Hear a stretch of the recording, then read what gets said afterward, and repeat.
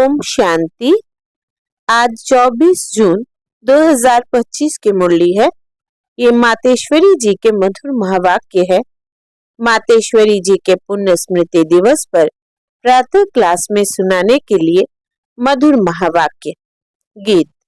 मेरा छोटा सा देखो ये संसार है। यह गीत किस समय का गाया हुआ है? क्योंकि इस संगम पर ही हम ब्राह्मण कुल का यह छोटा सा संसार है। यह हमारा कौन सा परिवार है वो नंबरवार बतलाते हैं। हम परम पिता परमात्मा शिव के पोत्रे हैं। ब्रह्मा सरस्वती की मुख्य संतान है और विष्णु शंकर हमारे ताया जी है और हम आपस में सभी भाई बहन ठहरे। यह है अपना छोटा सा संसार। इनके आगे और संबंध रचा ही नहीं है। इसी समय का इतना ही संबंध कहेंगे। देखो हमारा संबंध कितना बड़ी ऑथोरिटी से है। हमारा ग्रैंड पापा है शिव। उनका नाम कितना भारी है। वो सारी मनुष्य सृष्टि का बीज रूप है। सर्व आत्माओं का कल्याणकारी होने कारण उनको कहा जाता है हर हर भोलानाथ शिव महादेव। वो सारी सृष्टि का दुख हरता सुख करता है। उस द्वारा हमें सुख शांति पवित्रता का बड़ा हक मिलता है। शांति में फिर कोई कर्म बंधन का हिसाब किताब नहीं रहता, परंतु यह दोनों वस्तु पवित्रता के आधार पर रखते हैं।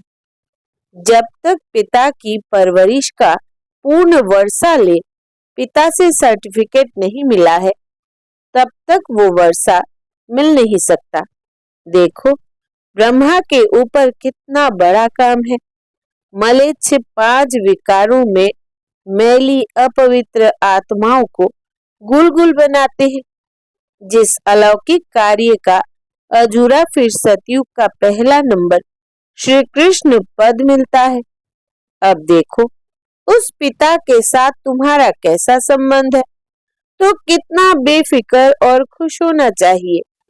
अब हर एक अपने दिल से पूछे, हम उनके पूर्ण रीति हो चुके हैं? सोचना चाहिए कि जब परमात्मा बाप आया है तो उनसे हम कंप्लीट वर्षा ले लेवे। स्टूडेंट का काम है संपूर्ण पुरुषार्थ कर स्कॉलरशिप लेना, तो हम पहला नंबर लॉटरी क्यों ना विन करें? वो है विजय माला में पिरोया जाना। बाकी कोई है जो 2 लड्डू पकड़ कर बैठे हैं। यहाँ का भी हद का सुख लूं और वहां भी बैकुंठ में कुछ न कुछ सुख ले लेंगे। ऐसे विचारवान को मध्यम और कनिष्ठ पुरुषार्थी कहेंगे, न कि सर्वोत्तम पुरुषार्थी। जब बाप देने में आनाकानी नहीं करता तो लेने वाले क्यों करते हैं? तब गुरु नानक ने कहा परमात्मा तो दाता है, समर्थ है, मगर आत्माओं को लेने की भी ताकत नहीं।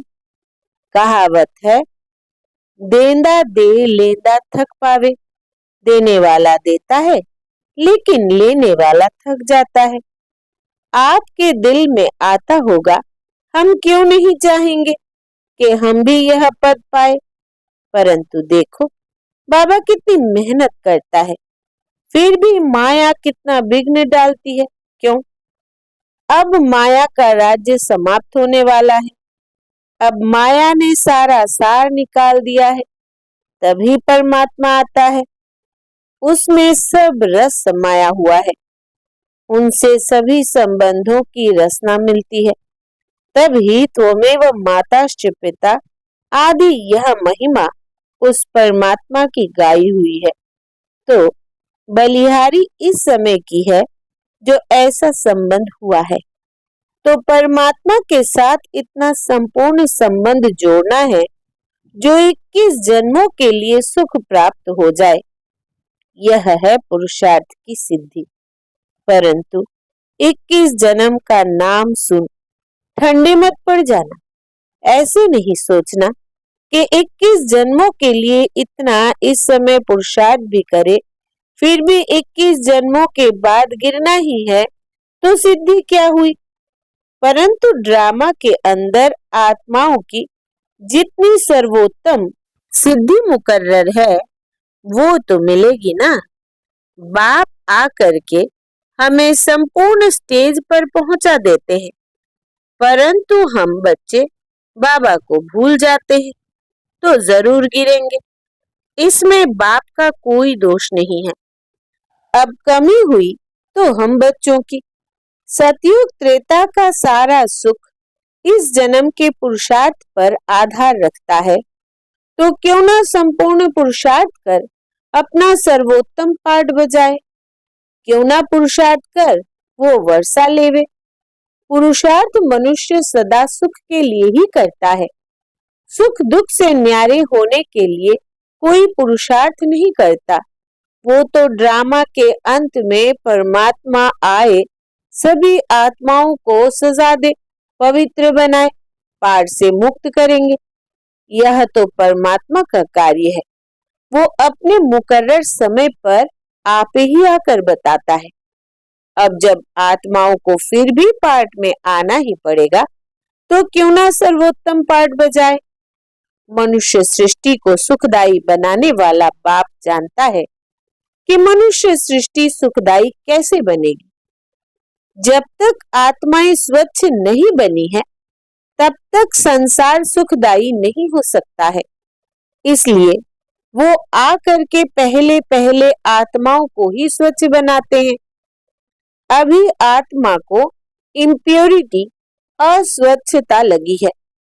पहले उस इम्प्योरिटी को निकालना है, फिर आत्मा के बल से हर चीज से उनकी तमो प्रधानता बदल करके सतो प्रधानता होगी, जिसको कहेंगे कि सभी गोल्डन एजेड में आ जाते हैं। तो यह तत्व आदि सब गोल्डन एजेड स्टेज में आ जाते हैं। परंतु पहले आत्मा की स्टेज बदलती है, तो आत्माओं का बदलाने वाला अर्थात आत्माओं को प्योरीफाइड बनाने वाला फिर ऑथोरिटी वो हो गया। तुम देखते हो ना कि अभी दुनिया बदलती जा रही है। पहले तो अपने को बदलना है। जब हम अपने को बदलेंगे तब उसके आधार से दुनिया बदलेगी। अगर अभी तक हमारे में फर्क नहीं आया है, अपने को ही नहीं बदला है, तो फिर दुनिया कैसे बदलेगी। इसलिए अपनी जांच रोज करो। जैसे पोता मेल रखने वाले रात को अपना खाता देखते हैं ना कि आज क्या जमा हुआ, सब अपना हिसाब रखते हैं। तो यह भी अपना पोता मेल रखना है कि सारे दिन में हमारा कितना फायदा रहा, कितना नुकसान रहा। अगर नुकसान में कुछ ज्यादा गया तो फिर दूसरे दिन के लिए फिर खबरदार रहना है। इसी तरह से अपना अटेंशन रखने से फिर हम फायदे में जाते जाते अपनी जो पोजीशन है उसको पकड़ते चलेंगे। तो ऐसी जांच रखते अपने को बदला हुआ महसूस करना चाहिए। ऐसे नहीं कि हम तो देवता बनेंगे, वो तो पीछे बनेंगे, अभी जैसे है वैसे ठीक है। नहीं, अभी से वो देवताई संस्कार बनाने हैं। अभी तक जो 5 विकारों के वश संस्कार चलते थे, अभी देखना है कि उन विकारों से हम छूटते जा रहे हैं। हमारे में जो क्रोध आदि था वो निकला जा रहा है। लोभ या मोह आदि जो था वो सब विकारी संस्कार बदलते जा रहे हैं। अगर बदलते जा रहे हैं, छूटते जा रहे हैं, तो मानो हम बदलते जा रहे हैं। अगर नहीं छूटते हैं तो समझो कि अभी हम बदले नहीं हैं। तो बदलने का फर्क महसूस होना चाहिए, अपने में चेंज आनी चाहिए। ऐसे नहीं कि सारा दिन विकारी खाते में ही चलते रहे, बाकी समझे कि हमने अच्छा कोई दान पुण्य किया, बस। नहीं, हमारा जो कर्म का खाता चलता है उसी में हमको संभलना है। हम जो कुछ करते हैं उसमें किसी विकार के वश हो अपना विकर्म खाता तो नहीं बनाते हैं। इसमें अपने आप को संभालना है। यह सारा पोता मेल रखना है और सोने से पहले 10-15 मिनट अपने को देखना चाहिए कि सारा दिन हमारा कैसे बीता। कई तो नोट भी करते हैं, क्योंकि पिछले पापों का जो सिर पर बोझ है उसे भी मिटाना है। उसके लिए बाप का फरमान है, मुझे याद करो। तो वो भी हमने कितना समय याद में दिया, क्योंकि यह चार्ट रखने से दूसरे दिन के लिए सावधान रहेंगे। ऐसे सावधान रहते रहते फिर सावधान हो जाएंगे, फिर हमारे कर्म अच्छे रहते चलेंगे और फिर ऐसा कोई पाप नहीं होगा। तो पापों से ही तो बचना है ना। अच्छा, मीठी माँ का मीठे मीठे बच्चों प्रति याद प्यार और गुड मॉर्निंग। माँ को भी हम बच्चों का याद प्यार और गुड मॉर्निंग। संदेशी के तन द्वारा सरस्वती माँ से अव्यक्त प्रभु का मिलन एवं संवाद। बेटी श्री राधे, देखो तेरे पास कौन आए पधारा है। कितनी बड़ी ताकत तुमसे बातचीत कर रही है। मेरे आने के राज से तुम खुद को भी जान सकती हो। आने वाले की पोजीशन के साथ खुद की पोजीशन अथवा पद को भी जान सकती हो। हे राधे बेटी, तुम मेरा जलवा देखना चाहती हो। मैं चाहूं तो 1 सेकंड में विनाश करा सकता हूं, परंतु करता नहीं हूं, क्योंकि विराट फिल्म अनुसार जो जो कर्तव्य जिस जिस द्वारा जैसे प्ले होने हैं वो अवश्य प्ले होंगे। अव्यक्त प्रभु अनादि कायदे कानून को जानने वाला ही अनादि कायदों की पहचान आकर देता है। यह सारी सृष्टि का अनादि खेल स्टेज पर प्ले होता है, तो प्रैक्टिकल प्ले होने में समय लेता है। अगर इतने वर्षों का खेल 1 सेकंड में पूरा कर दूं, तो बाकी खेल क्या चले। तो जो जो तकलीफ जैसे जैसे देखनी अथवा सहन करनी है वो वैसे ही उसी अटपटे राज से रिपीट होती है। यह अटपटी रिपीटेशन है जिसको हे प्यारी मम राधे तुम और मैं देख कितना हर्षित होता हूँ। इस विराट ड्रामा के सभी पार्ट टेस्ट लेने वाले बने हुए हैं।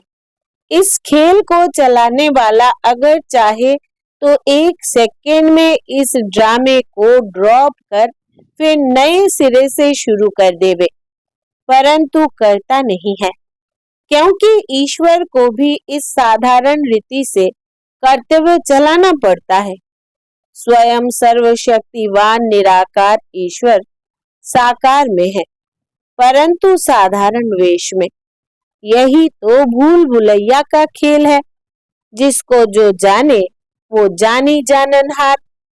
बेटी श्री राधे, प्रिय बच्चों को यह सहन करने का मार्ग भी अवश्य तय करना है।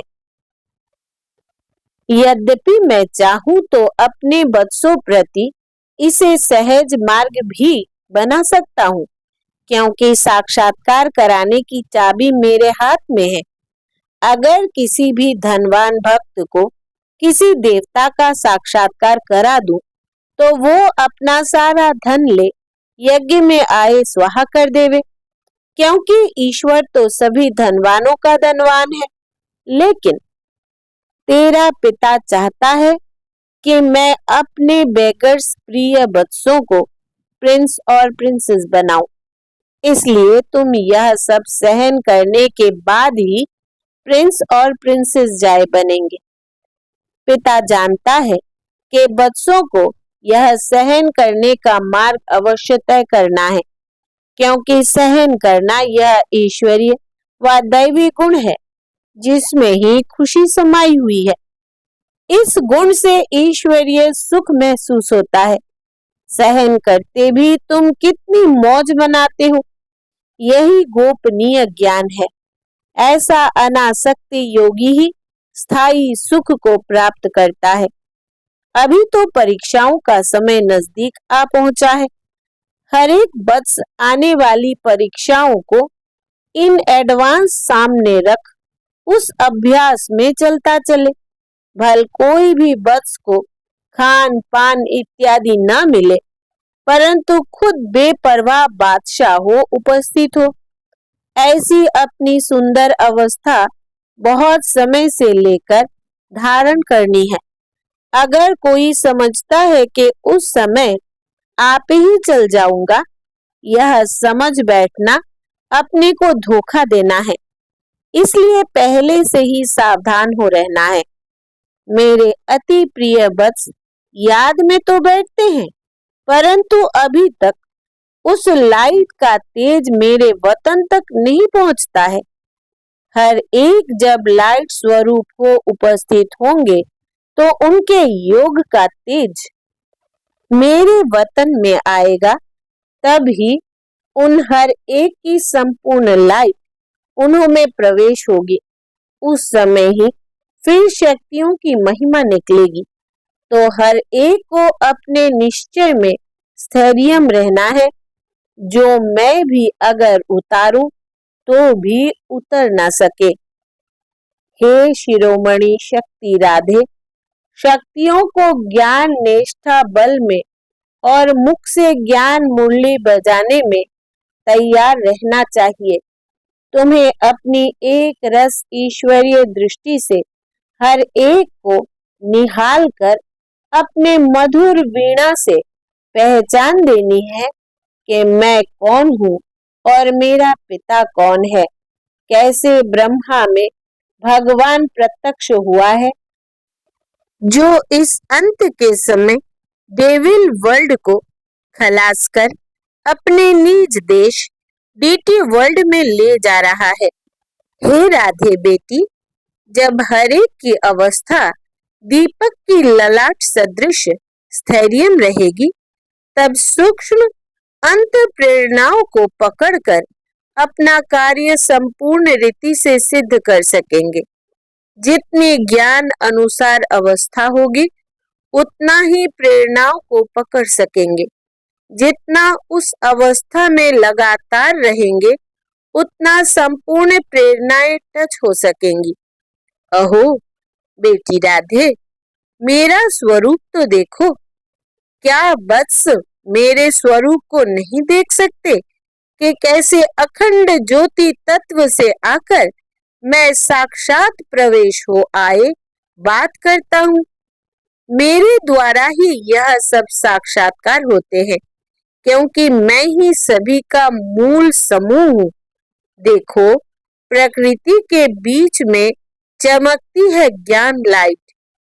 वत्स सिर्फ यह विचार करे कि आहा, जिसको सारी सृष्टि पुकार रही है, वो स्वयं सर्वशक्तिवान ईश्वर यज्ञ में हम वत्सों के सम्मुख आए पधारा है।